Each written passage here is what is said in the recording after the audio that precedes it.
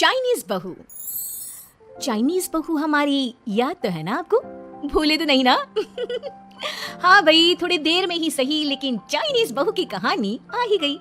क्या हो रहा है ये देश में? चाइना ने तो आतंकी मचा रखा है। अरे क्या हो गया, क्यों चाइना को कोसता रहता है? भूल मत, तेरी ससुराल चाइना की ही है।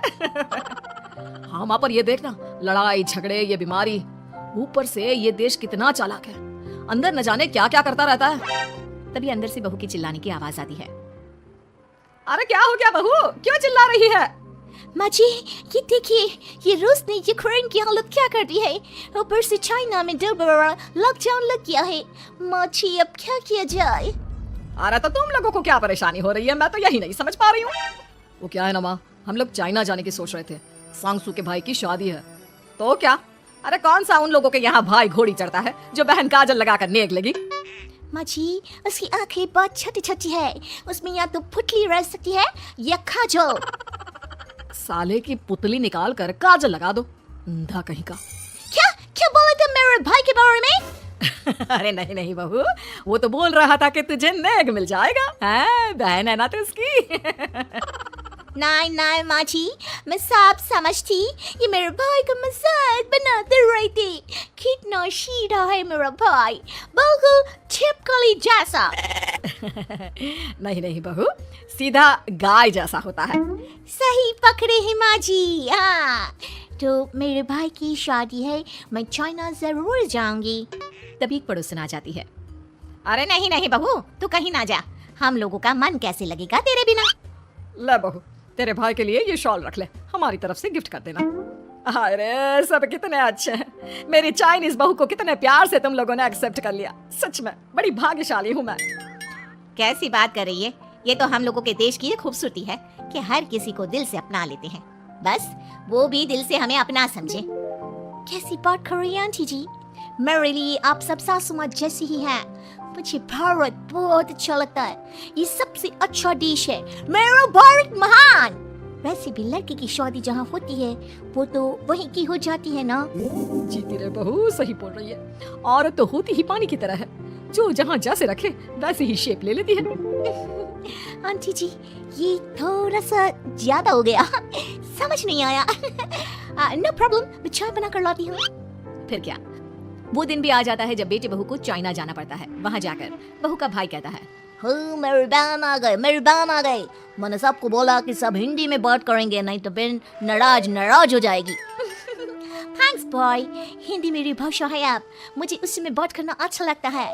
आपने जीजा जी से मिलो। ओ बहन, तुम अंदर चलो। सभी बहू को अंदर लेकर चले जाते हैं, लेकिन सांगसू का पति वो तो बेचारा चाइना के ससुराल के आंगन में अकेला खड़ा रहता है। काफी देर तक जब कोई उसे नहीं पूछता तो वो माँ को घर पर फोन करता है। हाँ बेटा, पहुँच गए ना कुशल मंगल? हाँ माँ, लेकिन सांगसू पता नहीं कहाँ है, वो तो अंदर गई है तब से बाहर आई ही नहीं। अरे कैसे बात कर रहा है? तो तू अंदर चला जा, तू बाहर क्यों है? अरे दामाद है तू वहाँ का, उन लोगों ने तुझे बिठाया, चाय पानी कुछ नहीं पूछा?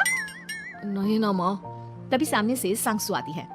आप अभी तक तैयार नहीं हुए और ये बैग लेकर क्यों कमरे से बाहर आए? इसे वहीं रख देते। कमरा? कौन सा कमरा? अरे कैसी बात कर रही हो, जब से तुम अंदर गई हो मैं बाहर ही तो खड़ा हूँ। बहू को बहुत हैरानी होती है और गुस्सा भी आता है। तभी उसका भाई और माँ आ जाते हैं। और सांगसू, अंदर खाना लग गया है। पहले ये बताओ कि मेरे पति को किसी ने खाना या पानी क्यों नहीं पूछा? वो भारत से ससुराल पहली बार आया है, वो भी मेरे कहने पर। उनकी इज्जत क्यों नहीं की? देख बेटी, तूने जबरदस्ती जिद में शादी की थी तो हम लोगों ने कर दी, लेकिन अब तुम ये सोचो, पूरी चाइना में मैं इस इंडियन को अपना दामाद बताऊं? So sorry. हाँ सांगसू, और तुम भी चुप रहना, नहीं तो वो लोग मेरी शादी तोड़ देंगे।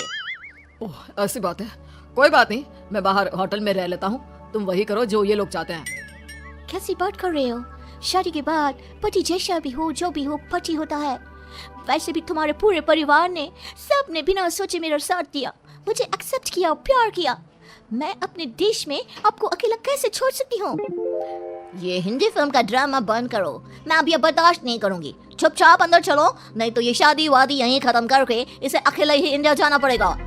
कैसी बात कर रही हो माँ, ये मेरे पति हैं। है नहीं, छा हम लोगों ने यहाँ वकील को बुला लिया है, जिसके बाद अब तेरा तलाक करा के हम यहाँ के चाइनीज लड़के से तेरी शादी करा देंगे। अरे कैसी बात कर रहे हो? हम तो यहाँ तुम्हारी शादी के लिए आए थे। नहीं नहीं, मैं सांसू के बिना नहीं रह सकता हूँ। हाई वोल्टेज ड्रामा होने के बाद से ही सारा माहौल खराब हो जाता है कि तभी एक लड़की आती है। मैंने सारा इंतजाम कर दिया है, सांसू की शादी का मंडप परसों लग जाएगा, तब तक इसके पति को कमरे में बंद कर देते हैं। सभी सांसू के पति का हाथ बांधकर उसे कमरे में बंद कर देते हैं। ये क्या कानूनी है? हम लोग मेरे पति के साथ ऐसा नहीं कर सकते हैं। मैं किसी से शादी नहीं करूंगी, ये साफ बात है। पहले मैं अपनी शादी करूं, फिर तेरी भी शादी करवा दूंगा। सब कुछ तय हो जाता है, भाई की शादी हो जाती है। फिर वो दिन भी आ जाता है जब सांसू की शादी वो लोग जबरदस्ती करने के लिए उसे मंडप पर ले जाते हैं। ऐसा मत करो, ये मेरी बीवी है। मैं किसी से शादी नहीं करूंगी। कैसे नहीं करेगी शादी? शादी तो तेरा बाप भी करेगा। हो, मैं करूंगा शादी। प्लीज कोई मेरी शादी किसी अच्छा औरत से करवा दे। चाप, बिल्कुल चाप। फिर माँ सांसू और उसके पति से कहती है, तुम लोगों का बच्चा मेरी कैद में है। अगर तुम लोगों ने कोई भी होशियारी की तो मैं इस बच्चे को मार दूंगी।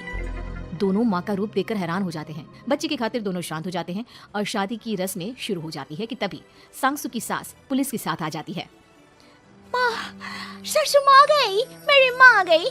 माँ प्लीज हम लोगों को बचाकर वापस ले चलो। पुलिस सभी को गिरफ्तार कर लेती है।